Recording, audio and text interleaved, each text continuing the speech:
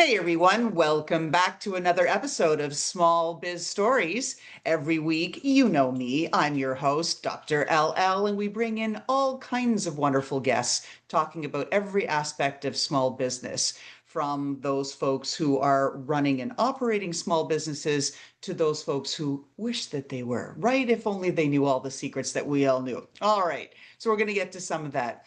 In the house today, we've got Robert Kennedy III. He is the CEO of Kinetic Communications, and it is all about how do you connect through storytelling, through using video, through narration, and bringing all kinds of new ideas forward in ways that instantly connect with people and help drive that retention that you want as a brand. Robert, welcome to the show. Hey, Laurelyn, listen, do me a favor. You did a fabulous introduction, but we're both speakers and we like to make an entrance to the stage. So do me a favor. Just say, ladies and gentlemen, introducing Robert Kennedy III. Go ahead. Let me do it.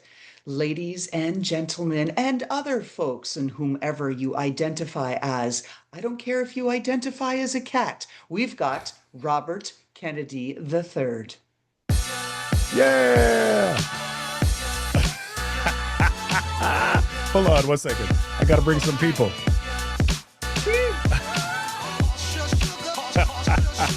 I should know better than to dance on video because I was not gifted with that lane. Yeah. I love it. I love it. You are awesome. Thank you so much for the introduction. You're like such a professional. I love it.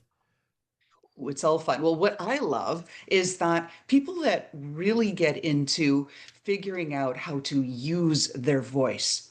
I Hmm. do some training on folks with leadership, and it's all about Yeah. how do you up level, right? If you can't influence people and you can't communicate and get people to move them forward, how in the heck are you going to lead when you're up front going, yeah, and yeah, I just I kind of just sort of want you to like, well, I don't know, can you do it? No, no, no, no, no. No, I don't That want is not happening. to. Yeah. Yeah. Love it. Excellent. It's all good. So I always like to start our show off with a visual because not everybody's dialed into the YouTube midlife success visual experience.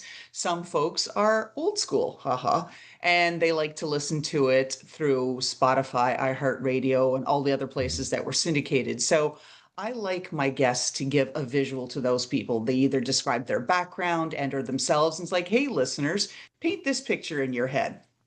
Yeah. So paint this picture in your head, listeners. You have entered the blue zone.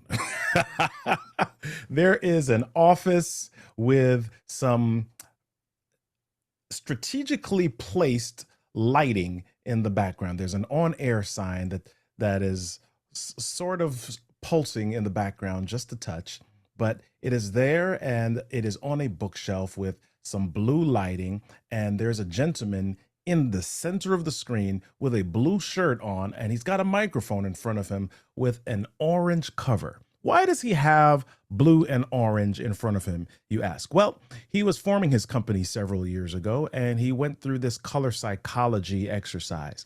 The color blue is the color of trust and authenticity. The color orange is the color of energy and enthusiasm. His brand brings that mix of energy, enthusiasm, as well as trust, authority, and influence. And so that's what he strategically and intentionally wants you to see every single time he's on camera and on screen. Robert Kennedy III, RK3. That's me. Have people ever asked you that question on the podcast you've been in? No, I have never, ever, ever in my life been asked to paint a verbal and auditory picture of my background. No, that's a new one. Thank you for that. I There we love go. new So we've already experiences. started off. We're breaking new ground, right? This is Yeah. fabulous.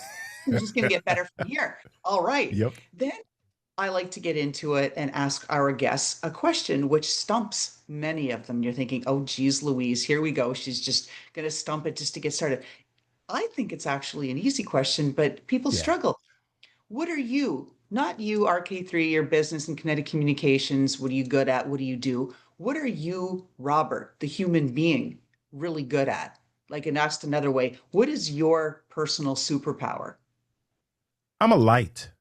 I'm a light to the world. I show up in spaces where people are they're leaning into negativity, or they're leaning into I can't, or they're leaning into that's not possible. And I show up in that space and say, yeah, it is possible. As a matter of fact, this is how we can do it. It may not be perfect. It may not even get us to the place that we wanted to go to initially. But that thing that you see, that light at the end of the tunnel, that's me. And you hit up with me right there, and I'll get you to where you want to go. Oh, I love that. Not too long ago, I had a guest and I asked, and they said, well, I'm all about being that beacon of hope, something for people to gravitate towards. So when they Mhm. are misguided or they've lost their way, I can redirect them I love to it. where they should be and then be heart centered. And I was like, oh, yeah. Every once in a while, I get a response just like you've given me, where I go, ooh, little goosebumps. I'm like, that's awesome. That you can just feel like the energy with that, right? So Yeah. fantastic. All right, so let's get into some things here. So actually, even before we do that, I'm going to roll back.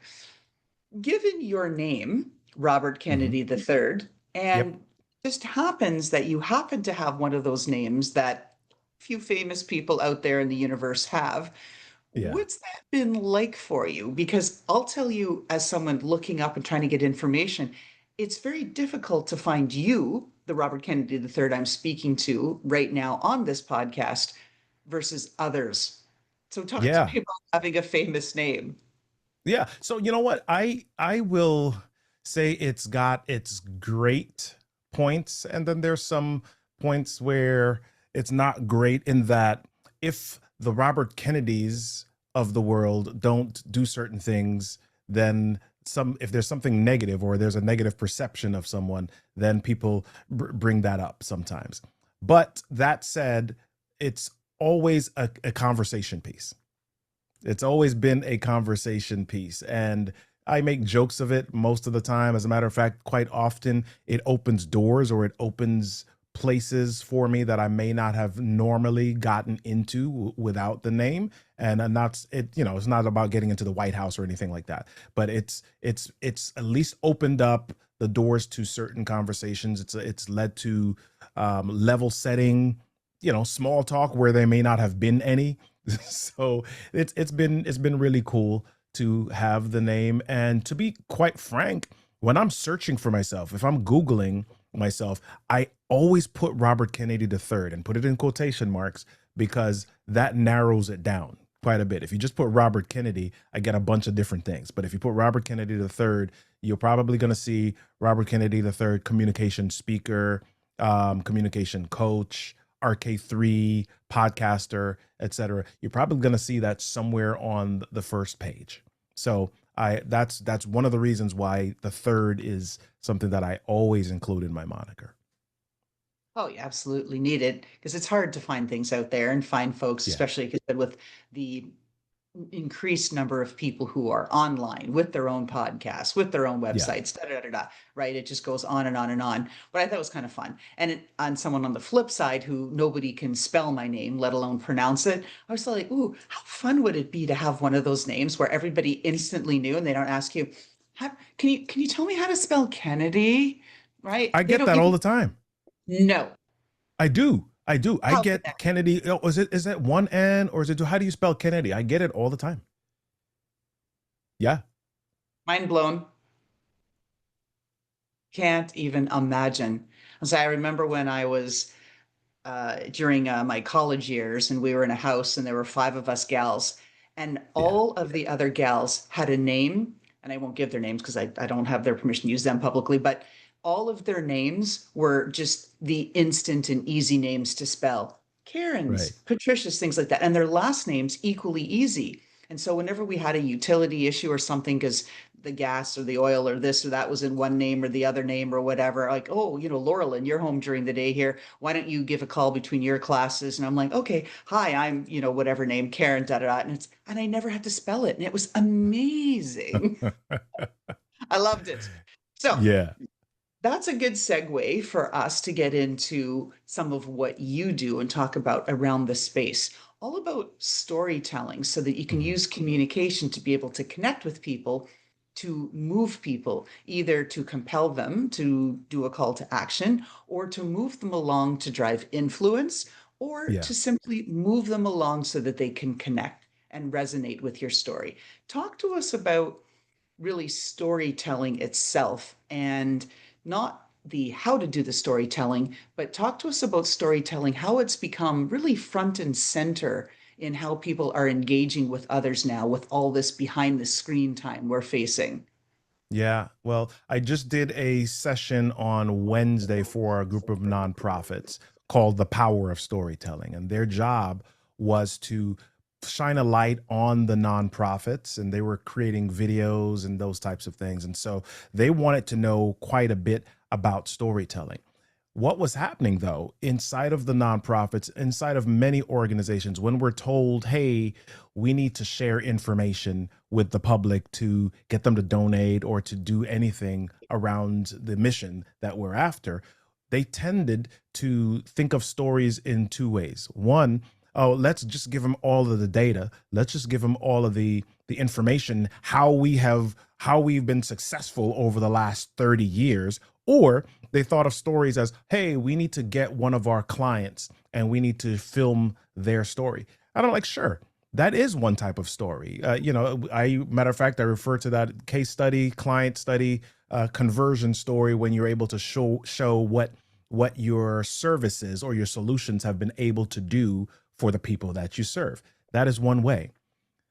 But I also introduced something else called the origin story, which people know about, but they don't really use it enough because your origin story really leans into why you do what you do, right? I used the example of Warby Parker, the eyewear company. And they, for those that don't know the story, or the origin story of Warby Parker was 4 or 5 college students were on a camping trip and they went hiking. One of the students on the hiking trip dropped their glasses. Somebody stepped on it, it broke. And they had to squint for the rest of the semester because they couldn't afford to replace their glasses.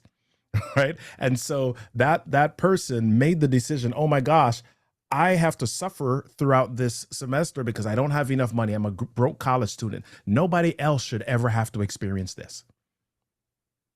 Right? Nobody should have to be blind or to struggle in the world from a visual perspective simply because the insurance company, the health company, the eyewear industry decides that the cost is going to be astronomical. That's unfair. And so that was why the company started. So if more of us said, what is our why? Why is it that I do what I do? Right? That allows people to then connect with our reason as opposed to just viewing us as salespeople. They say, oh my gosh, these people were real human beings with a real experience that is similar to an experience that either I had or somebody that I know had. And I can vibe with it. I can connect with it. And so I'm going to give them just a little bit more of my time. I'm going to listen to them. And maybe, just maybe, if I like them enough and trust them enough, then I'll buy something from them. Oh, but that's just it. And so I'm surprised to hear you say that people aren't using their origin story enough because you look at the deluge, right? Because there is Yeah. no other word. Well, maybe tsunami, you might want to use that, of the information that's out there, all the videos. Look at me. I got this, I got that. Watch me. We're inundated.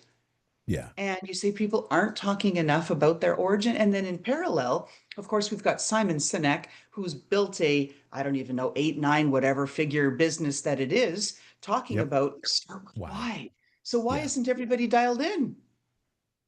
Well, many people aren't dialed in because they're ashamed of where they came from or where they started.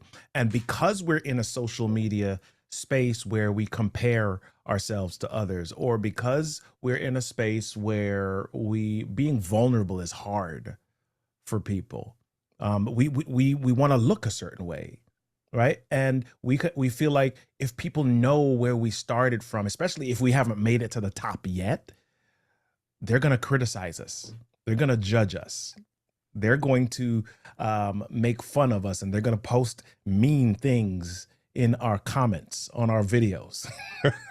And so Yes, most they do. people, yeah, and they do. And they do. And so most people shy away from that. As much as we know in our hearts that no human being is perfect, we still want to show up as perfect. We still want to show up as flawless. It's why we have filters on Instagram, right? We show up and we're like, oh, I want to make sure that my skin looks a certain way. I want my lighting to be a certain way, right? Because we don't want to show up as flawed.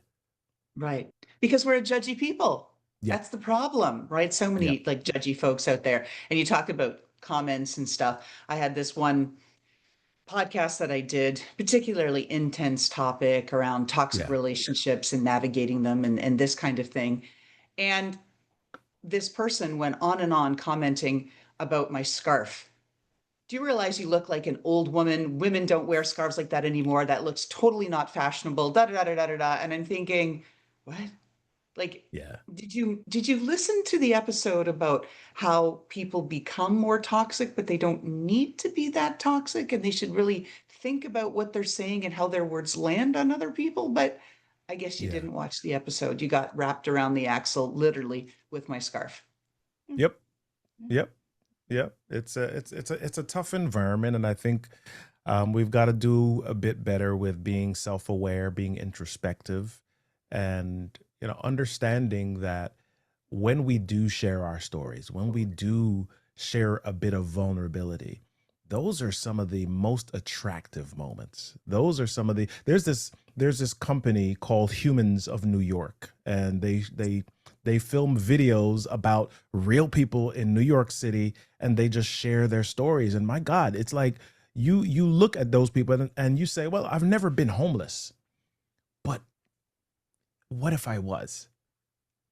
How would I like people to treat me? And they talk about all of the experiences that they've had. And it's not only homeless people. It may be an artist or an actress, a struggling actress or actor or acting person, that is trying to make it in New York City, and people see those on the shows and on Broadway that have made it. And now we take them through, hey, this is the background. This is what it's really like. These are the obstacles that we've had to navigate and pursue and fight through in order to even have a shot at the success that we dream of. And so hearing and seeing those stories are it's redeeming, it's vulnerable, it's hopeful. It's like, yeah, you know what? It's a challenge, but if that person can make it, if that person can fight through all of the challenging odds, look at my life. I mean, I got a good life. I can certainly handle my little struggle. But that's just it. There's a couple of points in there that I want to make. Yeah. One, it's about that mindset that you take and how you flip it around, and you're not portraying all of the evil and the negative. It's not Yeah. that you are ignoring the pink elephant in the room. It's how you are looking at it, how you are framing it, right? Which is part of the art of storytelling, the frame. Yes. And then the second thing that I was going to add and point to make on that, I remember long ago, I live in New Jersey, and so I'm frequently in New York City, and I Mhm. saw folks filming the Humans of New York. And that was really my introduction to social media. I really wasn't on social media in that before. And so they became one of the first ones that I followed and learned Yeah. from and watched. And it was just fascinating to see how they told the stories. And what I think I might have even been more fascinated by was how people in New York who are pretty hardcore and really, I don't want your playbill, I don't want your stuff, like, shoo, shoo, shoo, right? You don't even Yeah. look at them, you just keep going, that people stopped to be Yep. interviewed. That Hmm. was the thing that surprised me, I think, maybe the most. Yeah.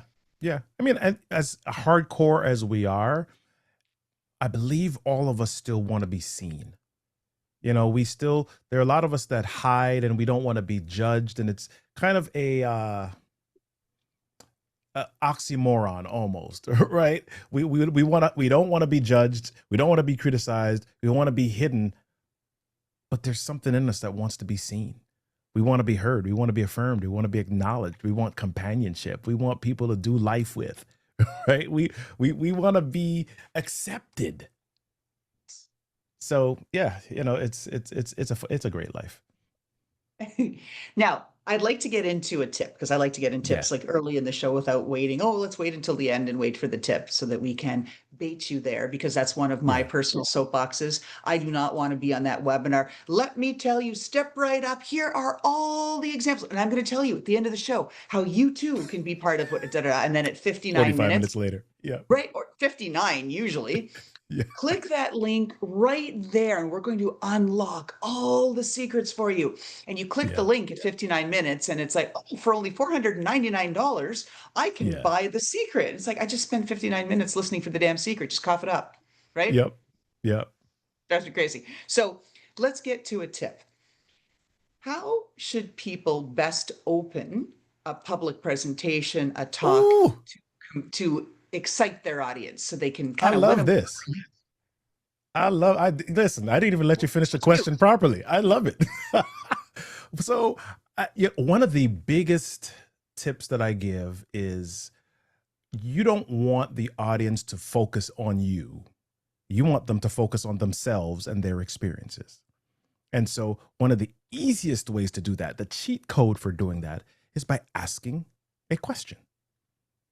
Asking a question. Here's how our brains work. Our brains work. There's a process that our brains go through called instinctive elaboration, and it simply means that whenever a question is asked, our brains can't help but answer it. Our brains are always looking for patterns. Our brain is always looking for what connects and what's next. And anytime a question is asked, our brain sorts through its mental Rolodex or its mental catalog and says, okay, did I experience this? Do I want to experience this? Did I not experience this?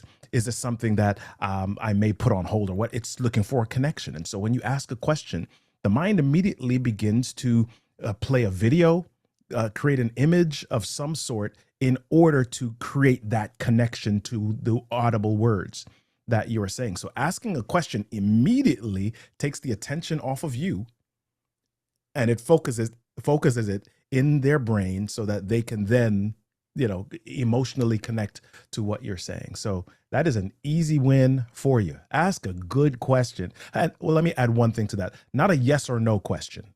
Try to get as open as you can. And it may not always be a question. It might even be imagine this or picture this moment. Yeah, but send them internal first. Ask the question. You have to, exactly. So they don't get wrapped around the axle about the scarf you chose to wear. Maybe you have a cold neck, and when you're talking all the time, you want to keep Yeah. your neck warm. Yeah. I think of one of my favorite and now deceased singers I went to college with, Gord Downie of the Tragically Hip, Canada's big band, Mhm. united the country. And he always wore actually socks twist tied around his neck to keep his neck warm because his voice got sore. Yeah, so Uh, maybe people just want to wear a scarf, let it go. yeah. Let it go. Let it go. All right, let's keep going into this and on the talk. So you see all of these folks who are trying to leverage generative AI. We have a Mhm. great opening hook for my talk, and then they're asking for a joke. And so the generative AI, their tool of choice, comes up with some silly, snarky, offside or appropriate, whatever it is, joke. And then I've seen these speakers who are trying to open their presentations, and they might be talking about something like, oh, I don't know, glioblastoma cells and how to be able to best target them to minimize the negative effects of a brain cancer diagnosis and try to manage the treatment. And they'll open up with one of these generative AI jokes, and it falls flat every Yeah. time. Yeah. So, what do you tell folks about using jokes in their presentations? Well, I say that humor is a great thing. I believe humor is one of the elements that is really powerful in presentations. However, everybody is not a comedian. Not everybody has the gift of comedy. Not everybody has that gift. I mean, and comedy is storytelling, right? At its finest. It is this you create this context and you have this setup and then there's this punchline that then leads people to another place. Not everybody has that particular gift. I don't have that gift. I don't. I mean, I may tell jokes from time to time, but I don't have the gift of standing on stage for 30 minutes and just, laying it out and just making people laugh. But what makes people laugh ultimately is experiences, connecting with them, and authenticity around that. So if you can be self deprecating, if you can just laugh, and when I say self deprecating, it doesn't necessarily mean put yourself down. There are times where I've gone up on stage and I've said something, and I didn't tell a joke specifically, but I said something that I thought was funny. and it didn't land. And I'll say, well, geez, strike that one off. I'm not telling that one again. I thought that was funny. And then I might laugh. I might stop. And sometimes, have you ever been in a room, Laurelyn, where somebody said something and it wasn't really that funny, but they just cracked up laughing and you started laughing just because they were laughing?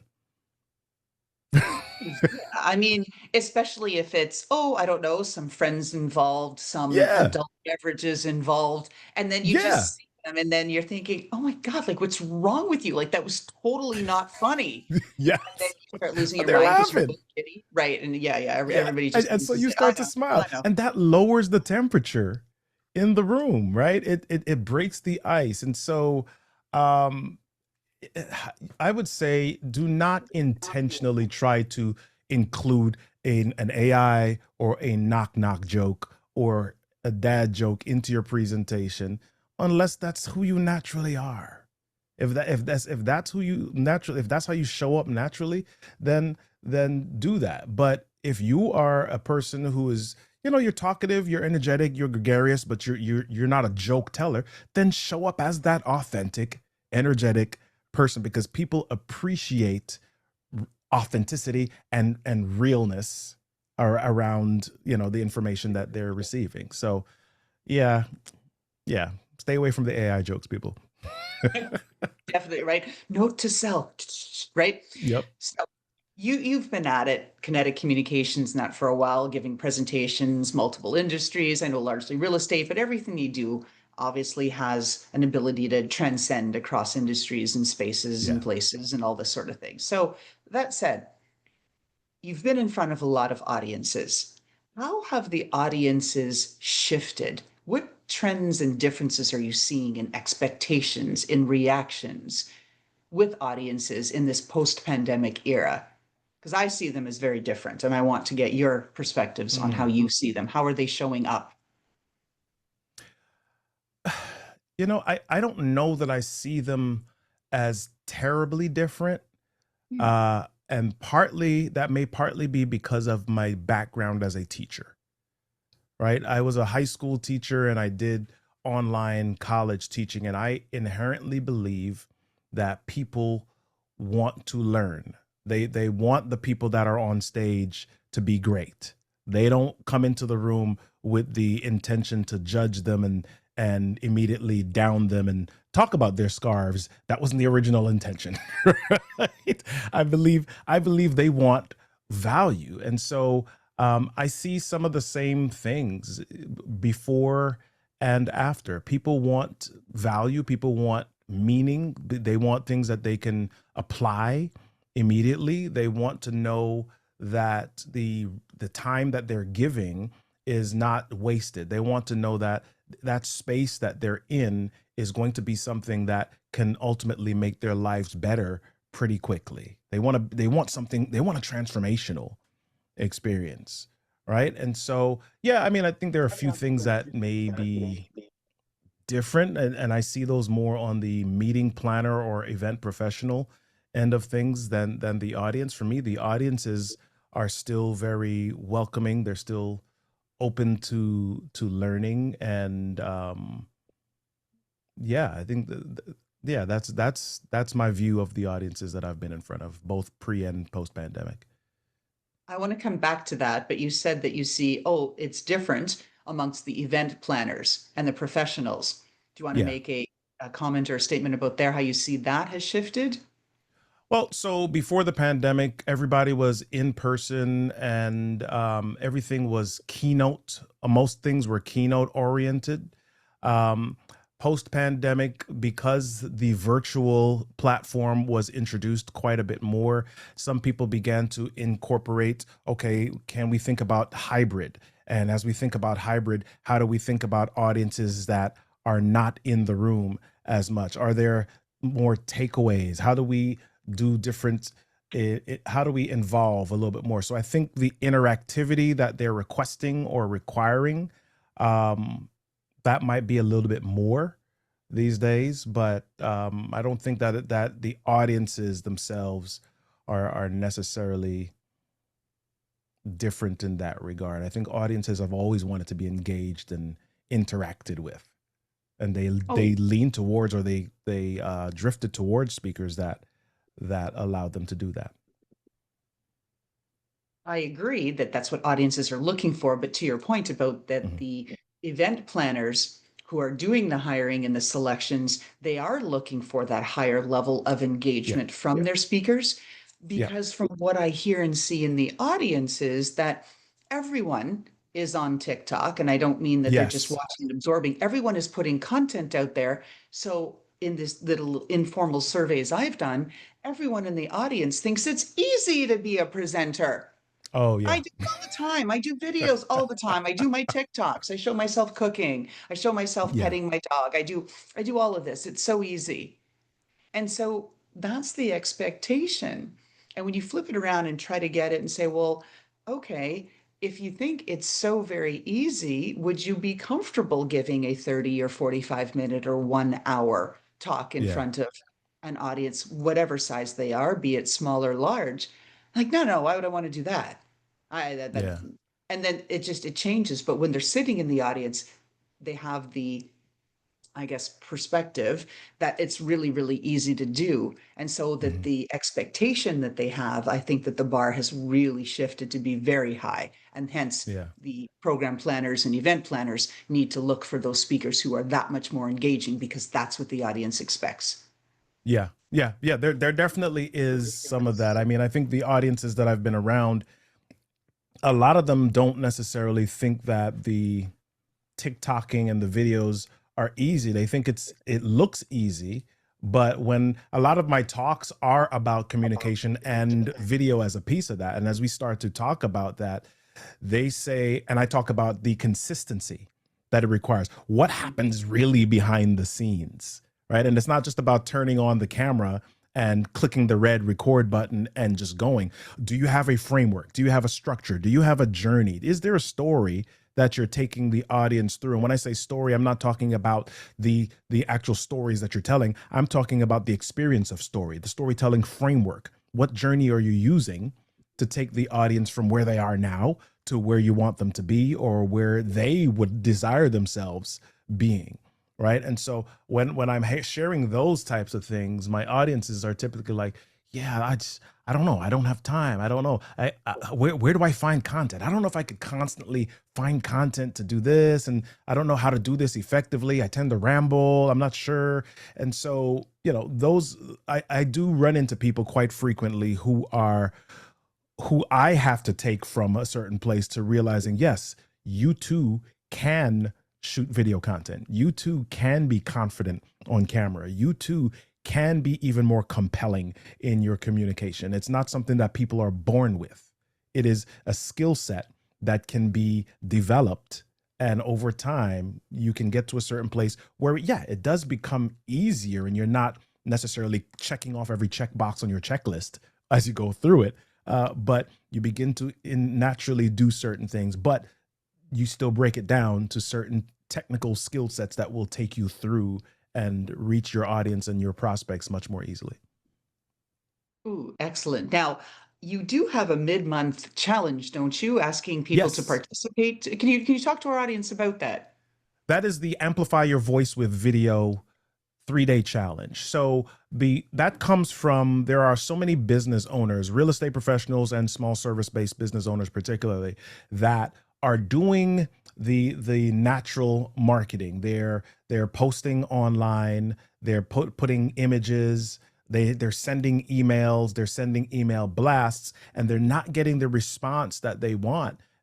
Part of that is due to the fact that people are overwhelmed and bombarded with information. They have so much that they've got to filter through. And so, what they are looking for is a connection. They're looking to see, okay, what is or who is the brand, which is the company that resonates with me, that I can trust, so that this issue, this challenge, this problem that I have can be solved. And so many business owners are robbing themselves of that opportunity, because if you're not showing up on screen, if you're not showing up on stages, if you're not showing up in places where you've got a number of people, then you're stuck with your one-on-one marketing, right? So speaking on stages, speaking on video allows you to market at scale.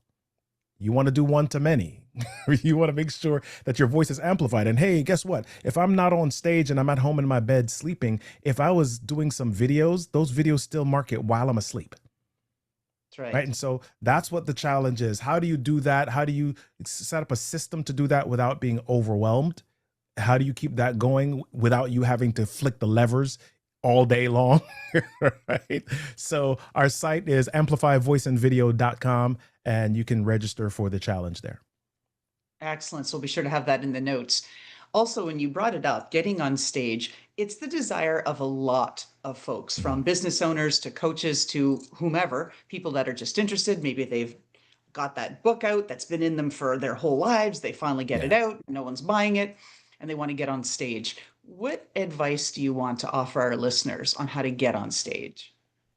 So I want to redefine stage for first off. A lot of times when we hear the word stage, we immediately envision a stadium or a big hotel ballroom with thousands of people in attendance. And yes, that is a stage. It's just not the only stage.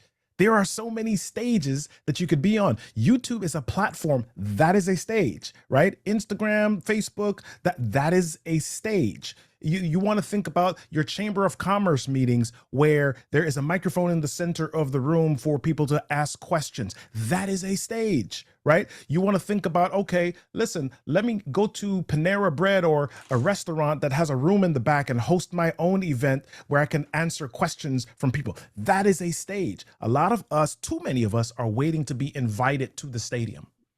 We're waiting to be invited to this big thing, and so we ignore all of the other stage opportunities that are available to us and in front of us. Your local library, if you are a member of many libraries, they will let you rent rooms, or they'll give you rooms in the library for free to host your own events for a certain period of time, depending on scheduling.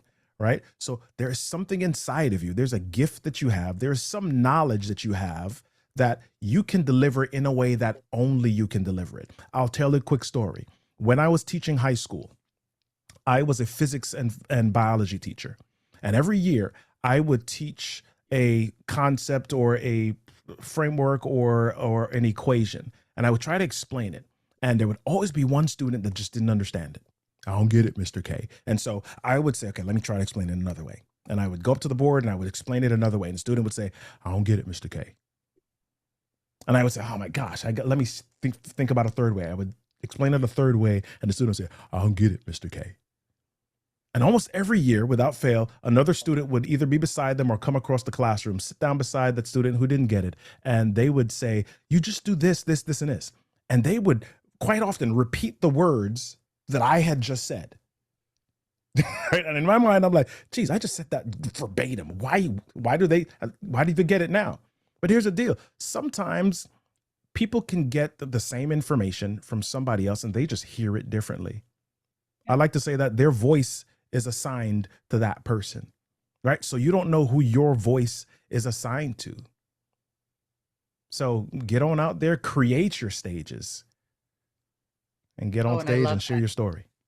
And as you were saying that, I was thinking about had that visual of small bands that go to be big bands. They don't start off opening for Taylor Swift or whatever. They Right. start off in some little CD bar, some something, right? Or garage band and With trying to get 10 out there people. on YouTube. I mean, one of the videos I go to frequently is Chapel Roan when Yeah. she was playing Pink Pony Club 10 years ago in front of two people and a pigeon at some park. And then they fast forward to her at Lollapalooza last year, largest, I guess, congregation of a crowd at the event in its history. And she wasn't even singing. She had her microphone out and everybody else was singing her lyrics. So, Right. wow, right? It's where it starts. And it's all about that. So, as we're wrapping up our show, Robert, where can people find you? How can they get in touch with you? I'm on every social media channel as well. I shouldn't say every social media channel. I'm not on Blue Sky and some of the other stuff. I'm not on Snapchat either. I shouldn't say every. The main social media channels, you can find me on LinkedIn, Facebook, Instagram, YouTube as Robert Kennedy 3. I'm real Robert Kennedy 3 on TikTok. But the easiest way to reach me is just go to robertkennedy3.me and you can get all my sites and socials there. Perfect. We'll do that. Last question, signature question of the show. And I've asked Uh-oh. hundreds of guests this show. I mean, hundreds of guests on the show, I've asked them this question. So, if we got a peek into your closet and there was a signature footwear or accessory or clothing item that just personifies who you are, Robert Kennedy III, and it just represents everything who you are and your personality, what are we looking at and why? Why is it you? Oh, that is super easy. If you look on almost all of my speaking pictures online, you're going to find a double-breasted pinstriped suit, right? One of several colors, but there's a blue one that I like to wear. And then on my feet, you will see some sneakers that typically have blue and orange. If it's my Nike Air Force Ones, you'll see the blue front with the orange Nike swoosh on the side. So yeah, that's what's in my closet. See, there we go. Now we got it. So, Robert Kennedy III, CEO of Kinetic Communication, storytelling master, who has given us all kinds of ways to think about expanding our definition of stage and how to get out there and get in front of people. Thank you so much for being on our show today. Laura Lynn, this was fantastic. Thank you so much.